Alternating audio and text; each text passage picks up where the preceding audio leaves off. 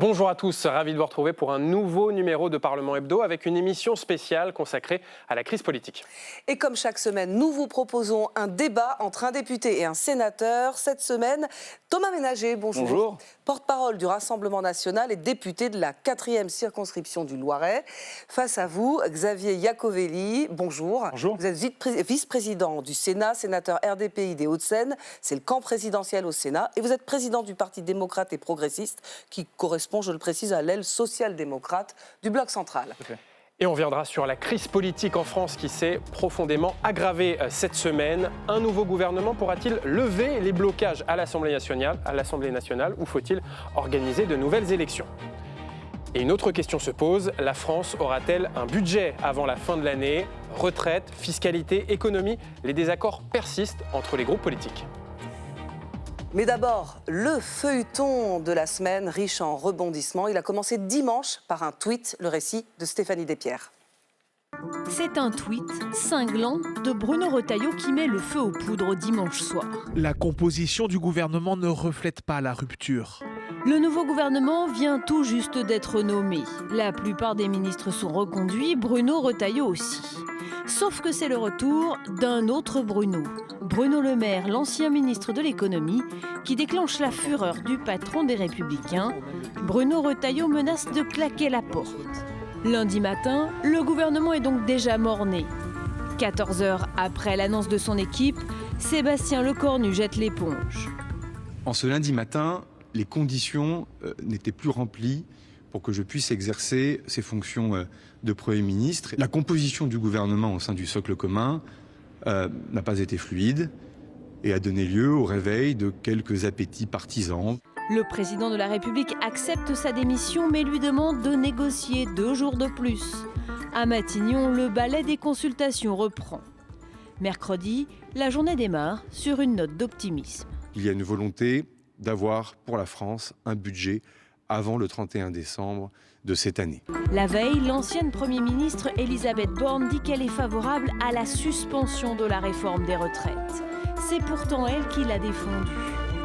En arrivant rue de Varennes, les socialistes espèrent donc une confirmation ratée. Au moment où nous nous parlons, nous n'avons aucune assurance sur la réalité de cette suspension. Pendant ce temps-là, Marine Le Pen arpente le salon de l'élevage en Auvergne. Pour la première fois, le RN a refusé un rendez-vous à Matignon et sa chef n'a plus qu'un mot à la bouche. Je sens sur tout, moi, là, maintenant. Tout. Ah, tout. Tout. Non, mais tout. La plaisanterie a assez duré. Mercredi soir, après un nouvel entretien avec les chefs de groupe du Bloc central et les Républicains, Sébastien Lecornu s'invite aux 20h.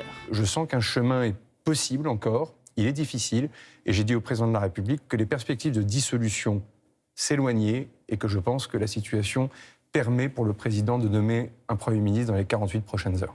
Les regards se tournent donc à nouveau vers Emmanuel Macron. Voilà pour ces derniers épisodes. Alors Thomas Ménager, un nouveau gouvernement, un nouveau Premier ministre qui ferait des concessions aux oppositions. Pourquoi ne pas lui donner sa chance dans l'intérêt du pays ? Je crois qu'on a donné sa chance déjà depuis un an à 3 premiers ministres, à 3 gouvernements. Le pays est à l'arrêt, il n'y a aucun texte qui a été voté, alors même que les Français souffrent, qu'il y a de graves problèmes en matière de pouvoir d'achat, en matière économique, en matière sécuritaire, qu'il y a une urgence à redresser les comptes publics. Donc il y a urgence en fait à une nouvelle majorité, une majorité claire, un gouvernement qui ait la capacité d'agir.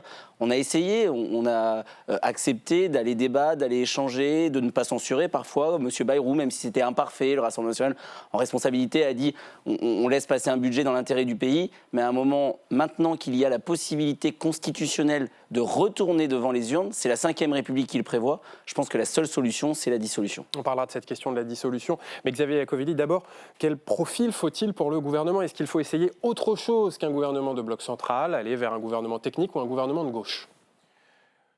Je pense qu'il faut tout essayer. Il faut tout essayer parce qu'avant la dissolution, c'est la dernière possibilité pour effectivement le président de la République d'essayer de retrouver de la stabilité. Moi, malheureusement, je ne pense pas qu'une dissolution apportera plus de stabilité. On voit bien dans les sondages, dans les projections que font les organismes de sondage, on voit bien qu'on serait à peu près dans le même blocage. Alors effectivement, peut-être un peu plus pour le Rassemblement national, certainement moins pour le bloc central. Sur le profil du futur gouvernement, quelle serait la solution ?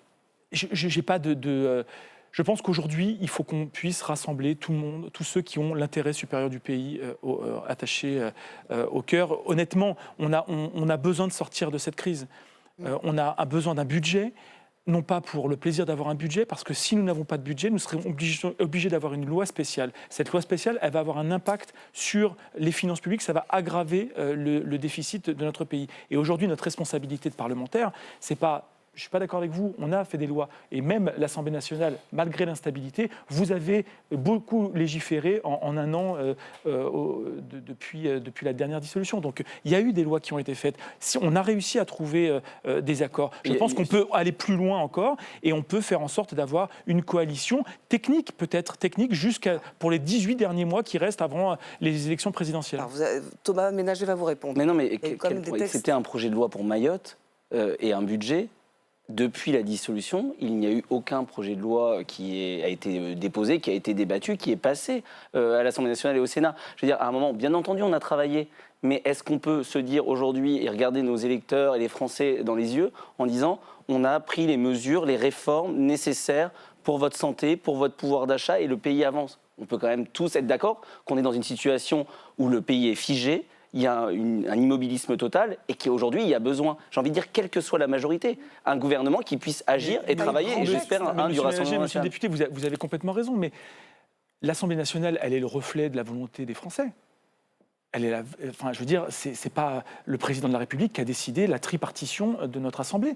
C'est les Français qui ont décidé. Donc revenir sur un choix des Français d'il y a un an, pour avoir exactement la même répartition à quelques... vous n'en savez rien, chers collègues. Vous n'en savez rien non plus. Mais jusqu'à preuve du contraire, y compris dans les sondages, 70% des Français ne veulent pas du Rassemblement national. Je ne dis pas que vous ne serez pas la première force au Parlement. Ce n'est pas sondage, mais vous serez peut-être la première force au Parlement, mais pas au point d'être majoritaire et donc d'avoir une stabilité. Ça et donc, personne n'en sait rien. Aujourd'hui, il faut tenter. Aujourd'hui, on a des situations de blocage. On a tout tenté. On a tenté les coalitions dans tous les sens, LR, PS. Il y a une dissolution. Je vous rappelle quand même que vous vous prépariez à aller à Matignon avant les élections européennes. Vous demandiez d'ailleurs, avant les élections européennes... Jordan Bardella demandait... Avant les élections européennes, vous demandiez déjà une dissolution. Vous avez eu la dissolution après les élections européennes. Force est de constater que les Français ne vous ont pas accordé la majorité.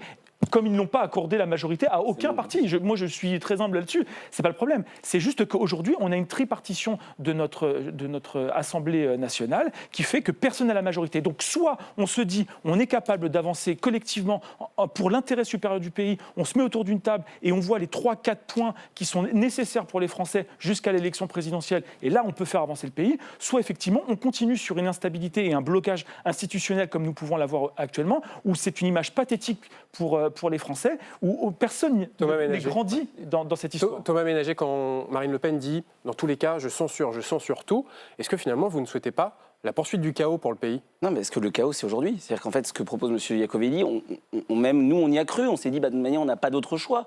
Il y a eu une assemblée, il y a 3 blocs. Il faut que chacun fasse des concessions, chacun fasse un pas vers l'autre. Ils ont essayé de constituer des gouvernements. C'est-à-dire même au sein du bloc central, aujourd'hui, ils se tirent dans les pattes. Donc, c'est-à-dire que maintenant, il y a un an déjà, c'était compliqué. Et aujourd'hui, au sein même de cette grand parti unique qui a fait, au final, un front contre le Rassemblement national, et c'est la raison pour laquelle on considère un an après que les choses seraient différentes parce que les Français voteraient différemment, notamment au second tour, et ne feraient pas un blocage parce que c'est cette situation de Front républicain qui a mené à l'instabilité.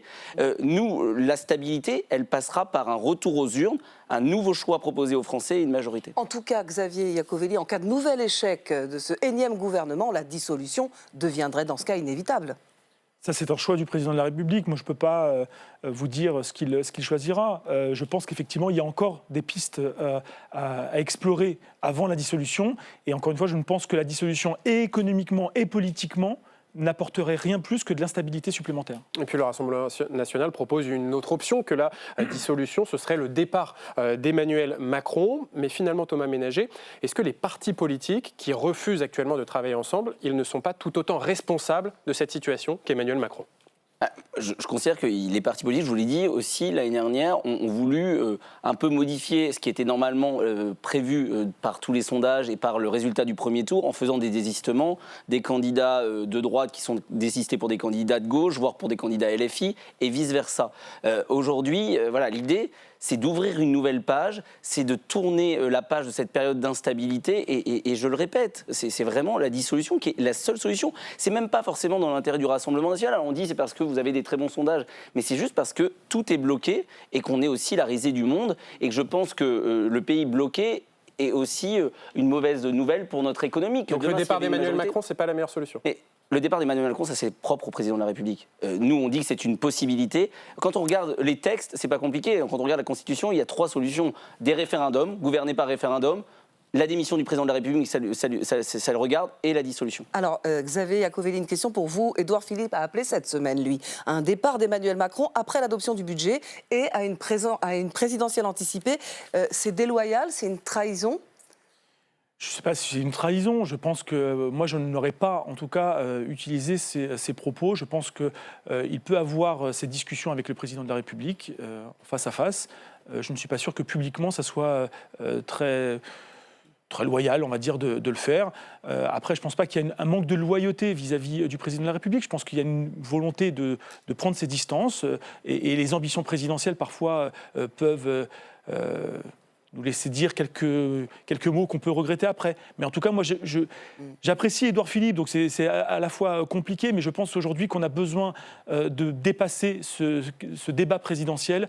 On n'est pas dans les présidentielles aujourd'hui, on est sur un budget, encore une fois, pour les Français. C'est peut-être ça le problème, Thomas Ménager, dans cette situation, les ambitions présidentielles de tous ces acteurs, que ce soit au Bloc central, au RN ou à gauche. C'est ça qui bloque. On se rend compte qu'au sein même du Bloc central, et ça toujours très classe, voilà, il y a un manque de loyauté même entre eux. Je trouve que ça donne une mauvaise image de la politique, je veux dire, qui va salir un peu toute la classe politique, ou des personnes qui ont été élues avec Emmanuel Macron au moment où ça devient plus compliqué, et je ne suis pas un partisan d'Emmanuel Macron, lâchent Emmanuel Macron parce que voilà, ils le mettent dans le fossé pour essayer d'avancer. Après, bien entendu, la question de la présidentielle arrivera, c'est une question majeure parce que ça sera le moment où on tournera définitivement la page, surtout s'il n'y a pas d'émission du président de la République. C'est pas honteux de parler de la présidentielle, c'est pas honteux, vous savez, quand on est politique, de parler des élections et de se préparer aux futures élections. C'est quand vous voulez gouverner, c'est votre boulot. D'ailleurs, je pense que la proposition d'il y a quelques jours de Sébastien Lecornu sur le fait d'avoir un gouvernement qui n'est pas en son sein des membres qui a une ambition présidentielle, je pense que c'est plutôt sain. Un gouvernement technique. Un gouvernement qui peut être un gouvernement politique, mais sans ambition présidentielle, et donc qui soit tourné vers l'intérêt des Français et vers les 18 mois qui nous... ça en France ? Je pense que c'est possible. Alors après, l'appétit vient en mangeant. On sait très bien que certains ministres peuvent avoir des ambitions une fois ministres. On l'a vu d'ailleurs dans les précédents gouvernements. Mais je pense que la priorité, c'est de s'intéresser aux Français et pas à la présidentielle. Et la priorité pour la France, c'est d'avoir un budget avant la fin de l'année. Le gouvernement aura la lourde tâche de faire adopter ce budget au Parlement. Mais en a-t-il encore le temps ? Les explications de Jérôme Rabier.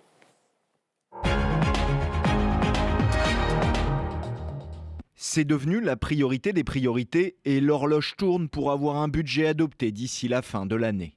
Toutes les heures comptent désormais si nous voulons avoir un budget avant le 31 décembre. Donnez-nous le texte. Sébastien Lecornu a annoncé qu'il y avait un texte prêt à être présenté dès lundi 13 octobre en Conseil des ministres. Lundi, c'est la date limite car la Constitution prévoit qu'il y ait jusqu'à 70 jours pour le faire adopter, 40 jours en première lecture à l'Assemblée, 20 jours au Sénat et 10 jours pour avoir une version commune des deux chambres. Pour le faire voter, il faudra au futur gouvernement du doigté pour ne pas se faire censurer. Difficile, mais pas impossible pour les LR. Et par le travail des deux chambres et les bonnes volontés, nous devons répondre à cette contradiction, une grande diversité d'opinions et être capable de nous montrer d'accord et cohérent. Pour les Insoumis, ce serait un passage en force avec la complicité d'une partie des oppositions. pas. C'est une manière de continuer à imposer un gouvernement minoritaire, une politique minoritaire, en espérant qu'au moins une de ces oppositions accepte de rentrer dans le débat budgétaire, alors même que les choses sont déjà cadrées. Si le Parlement ne s'est pas prononcé en 70 jours, le gouvernement pourra faire appliquer sa loi de finances par ordonnance. Enfin, en cas de rejet du budget, il y a un ultime recours. Michel Barnier l'a utilisé l'an dernier en faisant voter une loi spéciale qui reconduit le budget de l'année précédente, faute de mieux.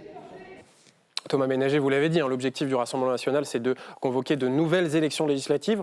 C'est-à-dire que votre priorité, c'est pas que la France ait un budget d'ici la fin de l'année? Non mais si, c'est d'avoir des élections et on aura le temps. Il y aura peut-être besoin d'une loi spéciale, on l'a dit et ça a été dit pendant 1 ou 2 mois pour voter un budget comme on l'a fait l'année dernière en février. On nous avait promis que les cartes vitales ne marcheraient plus, que ça serait la catastrophe, que les taux d'intérêt allaient exploser.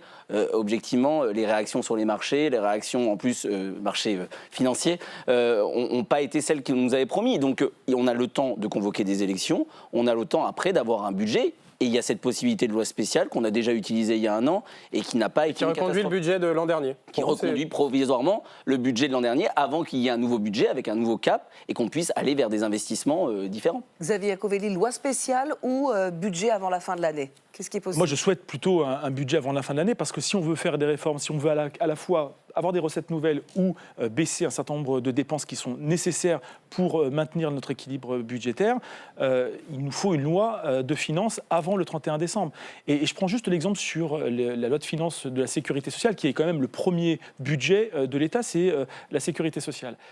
Si nous n'avons pas de loi de finances de la sécurité sociale votée avant le 31 décembre, le déficit qui était prévu de 17 milliards, déjà 17 milliards de déficit prévu sur celle de 2026, si on n'a pas de loi de finances qui est votée avant le 31 décembre, c'est 30 milliards. Ça, c'est une note qui date de début septembre, avant même la démission enfin, pas la démission, mais le vote de confiance perdu du Premier ministre Bayrou. Donc, on a un vrai problème aujourd'hui d'aggravation du déficit si nous ne votons pas un budget. Et ça, je ne parle même pas des notations des agences de notation qui risquent de s'aggraver et donc d'alourdir encore plus les intérêts de la dette. On peut le voter avec 1 ou 2 mois de retard. Mais non, mais en fait, la Constitution... On peut faire ces réformes, moi, je veux bien on peut le faire aussi, on l'a fait l'année dernière. Je veux bien qu'on torde de la Constitution à chaque fois dès qu'on a un problème, mais la réalité, c'est que la Constitution dit qu'on a 70 jours pour étudier un budget. Donc, c'est-à-dire que si nous ne déposons pas avant lundi un budget sur les bureaux de l'Assemblée et du Sénat, nous ne pourrons pas avoir un budget avant le 31 décembre. Donc, on pourra effectivement faire une loi spéciale, mais une loi spéciale qui aura de toute façon un impact à la fois sur les marchés financiers, parce que baisse de confiance, en plus à l'approche des municipales, pour les collectivités territoriales, ça a un impact fort. Pour les entreprises, on voit bien déjà qu'il n'y a plus d'investissement actuellement, il y a une frilosité très importante sur les investissements des entreprises, et puis aussi un impact sur les allocations, toutes les aides qu'on doit faire sur les Français. Donc Thomas Ménager, au RN, ça ne vous pose pas de problème de laisser filer les déficits encore quelques mois début 2026, quitte à créer une panique financière? Il n'y aura pas de panique. Attendez, on va refaire le même cinéma que l'année dernière, où on va nous jeter l'anathème de vous êtes irresponsable, ça va être la catastrophe. Ce qui est catastrophique aujourd'hui, c'est d'avoir depuis des années des gouvernements qui n'ont pas fait les réformes structurelles, qui n'ont pas fait les bons choix budgétaires. Nous, on propose aujourd'hui d'aller aux urnes pour qu'il y ait un gouvernement en capacité de faire un bon budget. C'est-à-dire qu'à un moment, de décaler de 2 mois, c'est-à-dire de prolonger le budget de l'année dernière, c'est pas ça qui va être catastrophique. Vaudrait mieux que ça soit dans les temps. Tout ce temps il aurait perdu, mieux fallu. C'est un coût pour la France. Bien la loi entendu, spéciale a eu un coût budgétaire pour la France. Il aurait été préférable qu'il y ait un budget dans les temps. Aujourd'hui, lundi, c'est demain, quoi. Donc, clairement, il n'y a même pas de gouvernement. C'est-à-dire quel budget va être déposé, quel va être le cap de ce budget. Alors, bien entendu, il y aura un travail parlementaire qui peut se mettre en place. Mais aujourd'hui, ce sketch, on l'a déjà fait. Vous savez combien ça a coûté le décalage et la loi spéciale l'année dernière? Oui, il y a eu plusieurs estimations. 100 millions par jour. Oui, mais 100 millions supplémentaires de déficit par jour. Moi, j'ai pas envie l'absence de réforme structurelle, monsieur Iacovelli. Je pense qu'il ne faut pas relativiser le déficit public, parce qu'en fait, le déficit public, c'est celui qu'on assume aujourd'hui, ça sera pour nos enfants demain. Et honnêtement, je pense que c'est pas un beau cadeau à faire, et même sur le quotidien des Français, ça a un impact très lourd. Monsieur Iacovelli, vous êtes membre d'un parti, du moins d'un groupement, du Bloc central, qui a soutenu Emmanuel Macron. qui a créé plus de 1000 milliards de dettes. Donc vous n'allez pas me donner de leçons. Vous savez, monsieur le député, comment il est pas donner composé. de leçons. Les 1000 milliards de dettes, vous savez ce que c'est les 1000 milliards? Rien que 50% des 1000 milliards supplémentaires, c'est les retraites. Réforme des retraites que vous avez refusée. Non, il y a un rapport de la Cour des comptes aussi qui a retrouvé aussi. Vous avez fait un coup de c'est le Covid, c'est les retraites, voilà, vous avez fait cette réforme, mais dans tous les cas. On va parler de la réforme des retraites, puisque Elisabeth Borne s'est prononcée en faveur d'une suspension de sa propre réforme des retraites. Alors, il faut faire cette concession pour pouvoir éviter une censure sur le budget. Alors, j'ai envie de vous dire le en même temps. En même temps, il y a besoin d'avoir une concession et des concessions politiques avec des groupes politiques qui aujourd'hui demandent, enfin qui ont lutté contre cette réforme des retraites qui était nécessaire. Et en même temps, économiquement, c'est catastrophique si on suspend ou on abroge cette réforme des retraites. Je prends juste un exemple. Aujourd'hui, nous avons 400 milliards de dépenses pour les retraites, pour les retraités, d'accord ? Pour assumer les pensions. Nous avons 260 milliards seulement de cotisations de retraite.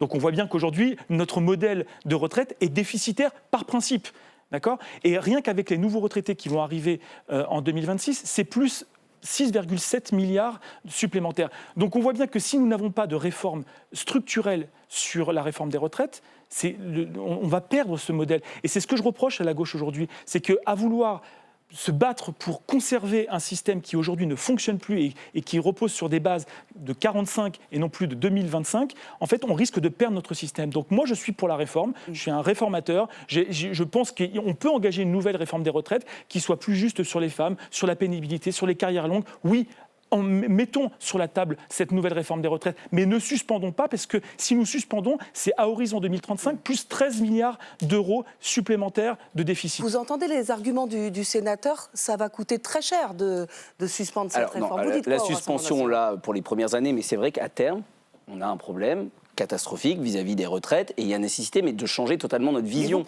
Parce qu'en fait, on reporte progressivement, et ça ne règle pas le problème. La réforme Borne n'a pas réglé le problème. Les rapports du corps prouvent bien qu'il y aura encore un déficit, que l'on revienne ou non sur la réforme des retraites. Ce qu'il faut aujourd'hui, c'est changer totalement notre vision. C'est-à-dire que le rapport du corps le dit très bien, si on avait aujourd'hui le taux d'emploi des Pays-Bas, c'est 140 milliards de recettes fiscales et sociales supplémentaires chaque année. Le problème qu'il y a, c'est qu'on a des jeunes qui ne travaillent pas, qui rentrent trop tard sur le marché du travail. On a des seniors qui sont totalement dégagés du marché du travail. Plus personne ne veut embaucher des personnes à partir de 55 ans. On le voit chacun dans nos circonscriptions. Et donc il faut remettre la France au travail, réindustrialiser. Il faut relancer la natalité parce que le modèle par rapport à 45, c'est qu'au final, maintenant, il n'y a plus assez d'actifs. Mais dans les 18 mois à venir, Thomas Ménager, si une suspension de la réforme des retraites est proposée, est-ce que le RN la vote ? Non mais, bien entendu. La suspension, mais il ne faudra pas s'arrêter à la suspension. L'idée, c'est pas juste de dire suspension, abrogation, c'est de travailler sur les autres leviers, c'est de travailler aussi sur une nouvelle réforme qui soit un équilibre entre justice sociale et compte public. Parce qu'il y a aussi une chose qu'on oublie de dire, c'est qu'il y a une personne sur deux qui arrive à la retraite en étant au chômage. Il y a un effet d'éviction énorme, c'est-à-dire que vous gagnez de l'argent sur votre système de retraite, mais vous en dépensez plus sur les accidents du travail, les maladies professionnelles, sur le RSA, sur le chômage. C'est pour ça que, pardonnez-moi, mais c'est pour ça que le fait d'entreprendre une nouvelle réforme des retraites, moi, j'ai pas de problème avec ça. J'ai pas de peur du débat et je pense qu'on peut effectivement avoir un débat qui peut d'ailleurs aller jusqu'au présidentiel sur la question des retraites parce que je pense que c'est un débat de société, un débat qui doit être tranché par une élection présidentielle. Donc moi, j'ai pas peur de ça. Mais le fait de suspendre la réforme des retraites de 2023 avant même de refaire une nouvelle réforme, ça serait catastrophique économiquement. Ça, on peut se le dire collectivement. Non, parce que si c'est progressif, c'est-à-dire c'est 500 millions cette année. Vous vous rendez compte, ça veut dire que... Et 1,5 milliard l'année prochaine. Vous parliez, c'est pas des sommes qui sont énormes. Vous parliez tout à l'heure des marchés financiers. Vous imaginez le message qu'on envoie aux marchés financiers, c'est-à-dire qu'on a fait une réforme dure, qui a été douloureuse pour les Français, qui a été douloureuse pour l'ensemble de la classe politique également. Et on va dire que 2 ans après, parce qu'on essaye d'éviter une dissolution, on va faire une suspension de cette réforme. Mais ça n'a aucun sens. Quand il y a une crise de confiance, vous parliez tout à l'heure, un texte qui n'a pas été voté, qui a été passé dans la violence, par 49.3, il a été voté au Sénat, pardonnez-moi, mais on existe au Sénat, vous savez, c'est la deuxième chambre, et pour qu'une loi soit promulgable, il faut qu'elle soit votée dans les mêmes termes à l'Assemblée et au Sénat. Donc on existe pas forcément aujourd'hui la réalité de la classe politique, et de la réalité, pas de la classe politique, mais de la réalité des Français. Les sénateurs représentent l'ensemble des territoires français et ultramarins. Et vous êtes majoritaire au Sénat, les LR. Je ne suis pas LR, moi. Pas vous, mais les LR sont majoritaires. La droite, elle est majoritaire au Sénat, alors qu'elle n'est pas Juste, majoritaire. vous parliez tout à l'heure aussi de remettre les gens au travail, mais vous avez voté contre la réforme de l'assurance chômage. Vous êtes contre le fait de pouvoir faire en sorte de remettre les Français au travail, de travailler plus, parce qu'aujourd'hui, c'est nécessaire pour notre pays de créer plus d'emplois et plus d'activités. Vous êtes incohérent. Vous êtes incohérent. Il n'y a pas assez d'emplois. Dernière question, la fiscalité des plus riches. Est-ce que sur ce point-là, on peut vous mettre d'accord? Est-ce qu'un compromis est possible? Est-ce qu'on peut taxer les plus fortunés? Est-ce qu'un compromis est possible? Oui, rapidement. Oui, mais intelligemment. Pas la taxe Zuckman qui va taxer les biens professionnels. Nous, on propose un impôt sur la fortune financière qui exclut les parts dans les PME, les ETI, c'est-à-dire les entreprises qui irriguent notre territoire, les biens professionnels et une résidence unique, parce qu'on croit que chacun peut avoir une résidence familiale qui coûte un peu cher, qu'on a hérité, et c'est aussi l'enracinement. Donc vous taxez les actions dans les grands groupes?